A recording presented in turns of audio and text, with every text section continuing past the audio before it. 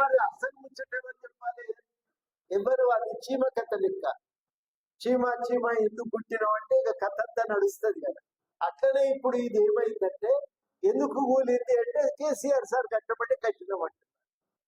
వాళ్ళని కూడా తప్పే. ఇన్ని పైసలు ఖర్చు అవుతున్నప్పుడు పని తప్పు చేయమంటే చేస్తారా? చేయకూడదు.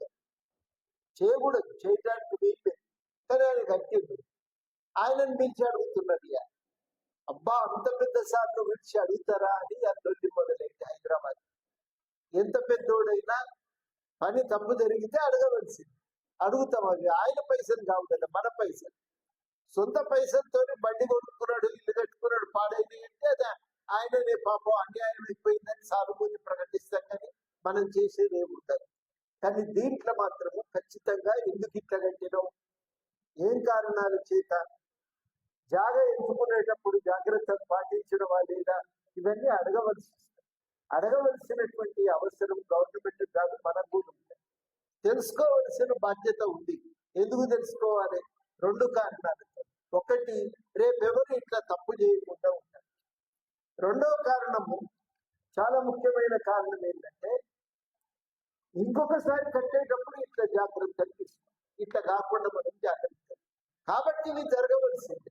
ఇక దాంట్లో మినహాయింపులు ఉండవు. పెద్దోడు చిన్నోడు ఏముండవు. कानून प्रकार अंदर समानमे। कानून के नजरिए से सब लोग बराबर है। इसमें कोई हिंदू मुस्लिम औरत आदमी तो कोई फर्क, मर्द में कोई फर्क नहीं रहता।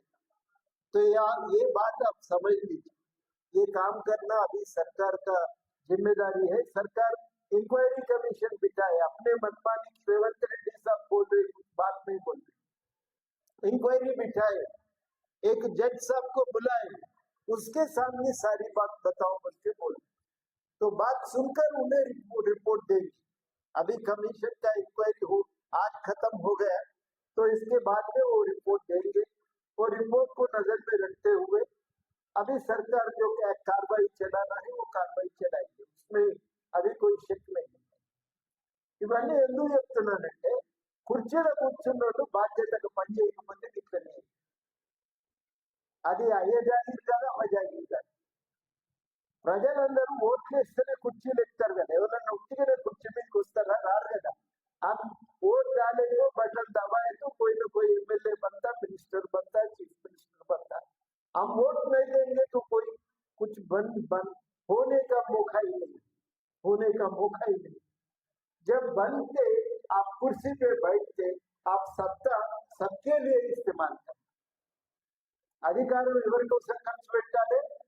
ఒక్కసారి ఎక్కడికి ఒక ఆయన ఎమ్మెల్యే ఇచ్చేయమని అంటే ఆయన నా అభివృద్ధి చేసుకోకపోతే ఎట్లా అంటారు? అట్లా చేసుకోవటానికి లేదు। కాలేజీ సభ్యులేదు।